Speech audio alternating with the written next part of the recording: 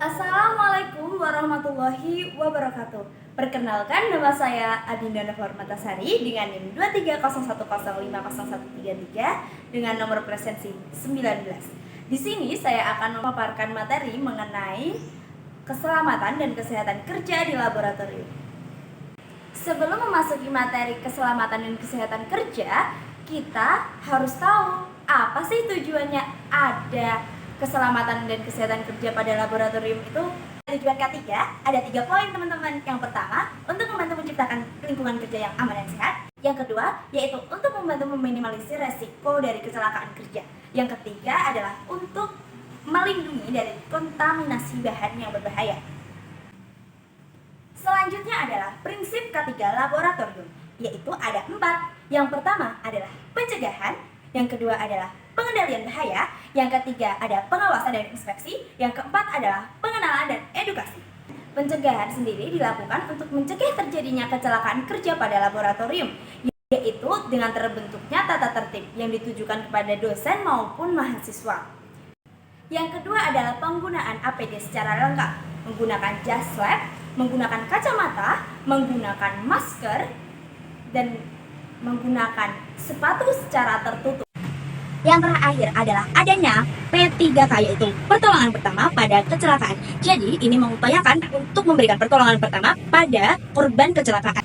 Prinsip yang kedua adalah pengendalian bahaya, dapat dilakukan dengan cara yang pertama, menggunakan peralatan yang aman dan terstandar.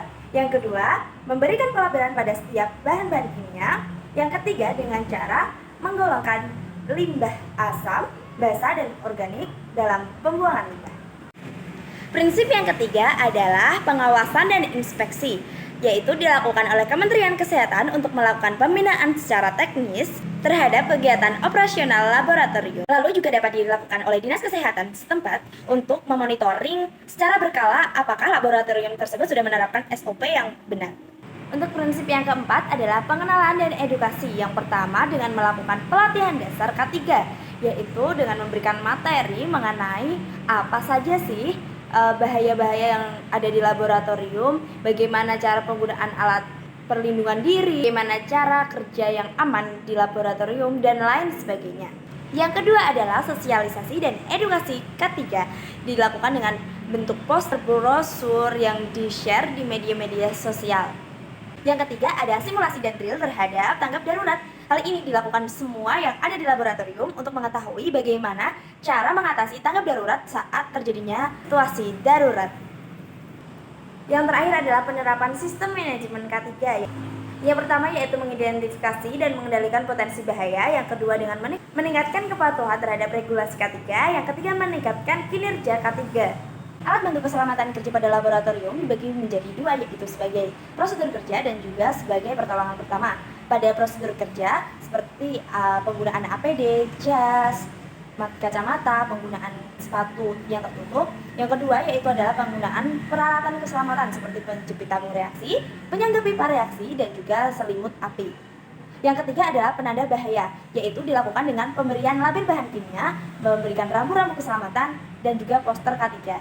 Yang terakhir adalah memberikan perangkat peringatan seperti adanya alarm pendeteksi gas, alarm kebakaran, dan pendeteksi kebocoran. Yang kedua adalah alat bantu keselamatan kerja yang digunakan sebagai pertolongan pertama, yaitu ada kotak P3K yang berisikan kasus steril, perban yang berfungsi untuk melakukan penanganan dasar pada kecelakaan. Yang kedua adalah eye wash station, yaitu untuk memberikan penanganan pertama pada mata yang terkena iritasi atau masuknya zat-zat kimia yang berbahaya.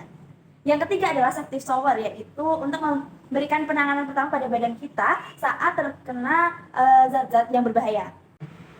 Upaya penanganan yang terdapat pada K3 laboratorium yaitu yang pertama membuat desain dan tata ruang yang memenuhi syarat keamanan, yang kedua dengan menggunakan perlengkapan keselamatan pada saat bekerja, yang ketiga memberikan tanda peringatan pada bahan atau alat yang berbahaya, yang keempat dengan membuang sisa kegiatan praktikum di tempat yang telah disediakan dan sesuai proses.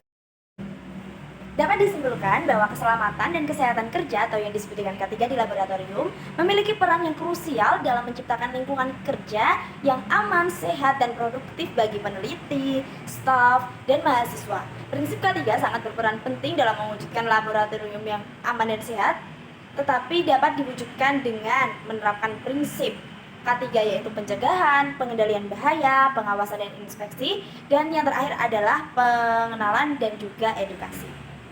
Berikut merupakan sumber referensi yang saya gunakan untuk membuat video kali ini. Sekian video pembelajaran dari saya. Wassalamualaikum warahmatullahi wabarakatuh.